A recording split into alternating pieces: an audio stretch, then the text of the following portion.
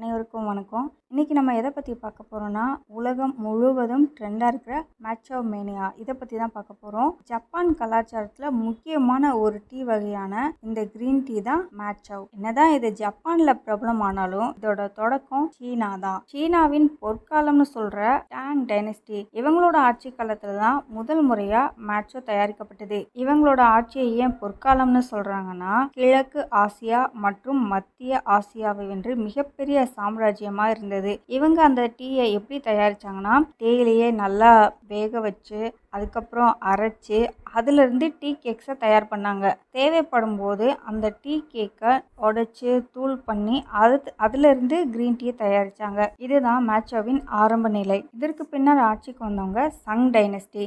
இவங்க இந்த மேட்சோ டீ தயாரிப்பு முறையில் சில அப்டேட் பண்ணாங்க. இவங்க என்ன பண்ணாங்கன்னா, அந்த தேயிலையை நல்லா வேக வச்சு அதை நல்லா காய வச்சு அதை பவுடர் பண்ணிக்கிட்டாங்க. அந்த பவுடர்ல இருந்து தான் டீ போட ஆரம்பிச்சாங்க. ஸோ இந்த பவுடர் டீ வந்து அப்போ ட்ரெண்டாக இருந்ததுன்னு சொல்லுவாங்க. இந்த தயாரிப்பு முறைக்கு டியான்சான்னு பேரு.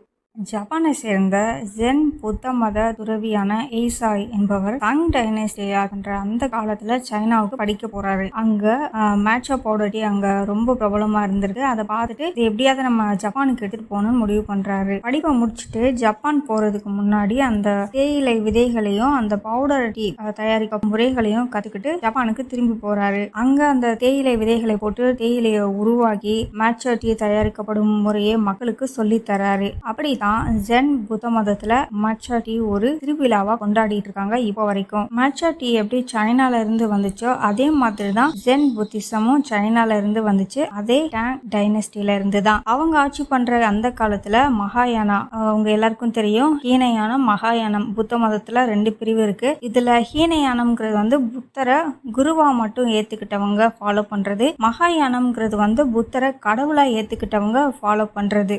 டாங் டைனஸ்டில மகாயானம், அதாவது புத்தரை கடவுளா ஏத்துக்கிட்டு அதை ஃபாலோ பண்றாங்கல்ல, அதை அடிப்படையா வச்சு சன் புத்திசமை உருவாக்குறாங்க. இந்த சன் புத்திசம் தான் சைனால இருந்து பக்கத்துல உள்ள கண்ட்ரீஸ்க்கெல்லாம் போகுது. அப்படி இந்த சன் புத்திசம் வந்து ஜப்பானுக்கு போகும்போது அது ஜென் புத்திசமா மாறிடுச்சு. 16ஆம் நூற்றாண்டுல ஜப்பான்ல இந்த மேட்சோ கிரீன் பவுடர் டீ செய்யற அந்த தயாரிக்கும் முறையில சில அப்டேட் பண்றாங்க. அது என்னன்னா, தேயிலை அறுவடை பண்றதுக்கு சில வாரங்கள் முன்னாடி சூரிய ஒளி படாம அந்த தேயிலைய வந்து நிழல்ல வளர்க்குறாங்க.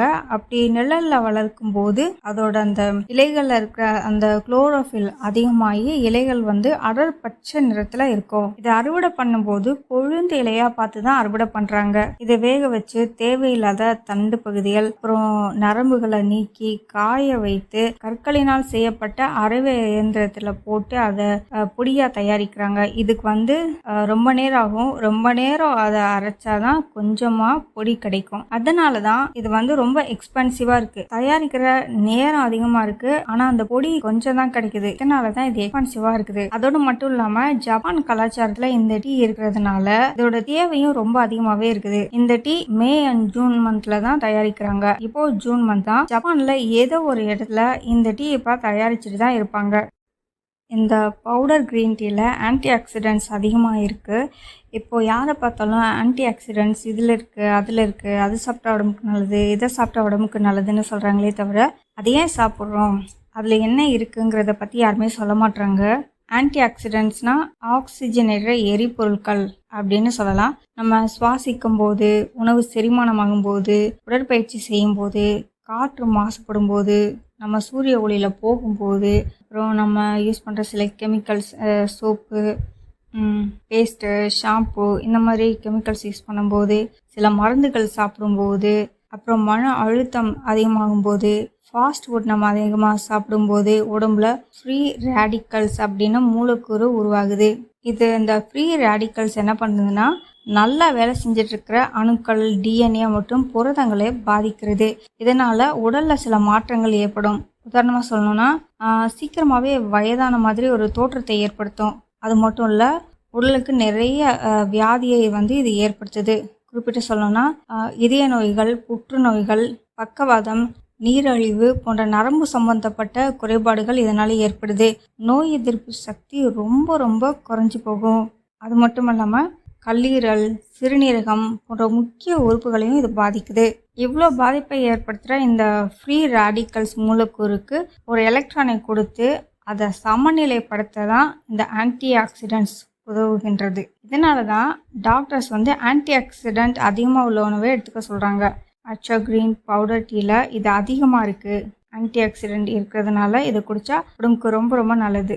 ஸோ ஆன்டி ஆக்சிடென்ட்ஸ்க்கு அப்புறம் இந்த மாச்சோ டீயில் இன்னும் அதிகமாக இருக்கிறது L-தியானைன் அப்படின்னு சொல்லிட்டு ஒரு அமினோ அமிலம் இருக்குது. இது வேற எங்கே இருக்குதுன்னா கருப்பு நிற தேயிலையும் இது அதிகமாக இருக்குன்னு சொல்கிறாங்க. மேலும் இது சில வகையான காளான்கள்லையும் இருக்குது. இந்த அமினோ அமிலம் இருக்கிற இந்த டீயை சாப்பிட்றதுனால மன அமைதியாக இருக்கும். மூளையில் ஆல்ஃபா அலைகள் அதை தூண்டி விடுறதுனால மன அழுத்தம் ரொம்ப கம்மியாகும்னு சொல்கிறாங்க. இது மட்டும் இல்லாமல் எப்பவுமே ஒரு ஃப்ரெஷ்ஷாகவே வச்சுருக்கோம். நம்மளை மூளையின் செயல்பாட்டையும் இது மேம்படுத்துதுன்னு சொல்கிறாங்க. அதனால் எந்த ஒரு விஷயத்தையும் ஃபோக்கஸ் பண்ணுறதுக்கு இது உதவுது. அப்புறம் தூக்கம் இல்லாமல் ரொம்ப கஷ்டப்படுறவங்களுக்கு இதை சாப்பிடும்போது நல்ல நிம்மதியான ஒரு தூக்கம் வரும்னு சொல்கிறாங்க. பிளட் ப்ரெஷரை இது கட்டுப்படுத்தும்னு சொல்கிறாங்க. அதாவது ரொம்ப ஹையாகவும் போகாமல் லோவாகவும் போகாமல் நார்மலாக பிளட் ப்ரெஷரை பார்த்துக்குது. இது மட்டும் இல்லாமல் நோய் எதிர்ப்பு சக்தியும் அதிகமாக இதில் இருக்குதுன்னு சொல்கிறாங்க. இது தேயிலை மற்றும் காளான் இதில் மட்டும்தான் கிடைக்குமா அப்படின்னு கேட்டால் கிடையாது. இது டேப்லெட் ஃபார்ம்லேயும் இது விற்கிறாங்க. அதுக்காக அதிகமாக சாப்பிடக்கூடாது. சாப்பிட்டா சைடு எஃபெக்ட்ஸ் வரும். இந்த மாச்சோ டீயை டீ போட மட்டும் தான் பயன்படுத்துகிறாங்களா அப்படின்னு கேட்டால் கிடையாது. இதை பலவிதமான விஷயங்களுக்கு பயன்படுத்துகிறாங்க.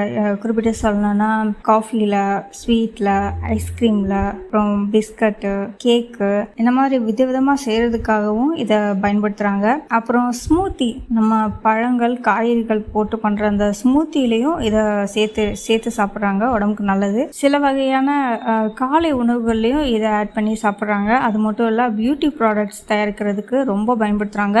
இப்போ ட்ரெண்ட்ல இருக்கிறது மாச்சா ஃபேஸ் மாஸ்க் தான். ரொம்ப ட்ரெண்டா இருக்கு. எங்க பார்த்தாலும் அதுதான் ஃபேஸ்ல போட்டுட்டு இருக்காங்க. இதோட வாசனை எப்படி இருக்கும்னா மண் வாசனை மாதிரி இருக்கும். எர்த்தி ஸ்மெல் அந்த மாதிரி இருக்கும். அப்புறம் டேஸ்ட் பார்த்தோம்னா கொஞ்சம் கசக்கும்னு சொல்றாங்க. ஃபர்ஸ்ட் டைம் சாப்பிடும்போது ஒரு மாதிரி இருக்கும். ஆனா போக போக இந்த டேஸ்ட் பிடிச்சு போகும். மற்ற டீயை கம்பேர் பண்ணும்போது இது கொஞ்சம் எக்ஸ்பென்சிவ் தான். அதுக்கு காரணம் என்னன்னா இதோட தேவை அதிகமா இருக்கு. ஆனா உற்பத்தி பண்றது ரொம்ப ரொம்ப கம்மி. அதனால இது ரொம்ப எக்ஸ்பென்சிவாக இருக்கும். இந்த வீடியோ உங்களுக்கு பிடிச்சதுன்னா லைக் பண்ணுங்கள், ஷேர் பண்ணுங்கள், கமெண்ட் பண்ணுங்கள், மறக்காமல் சப்ஸ்கிரைப் பண்ணுங்கள்.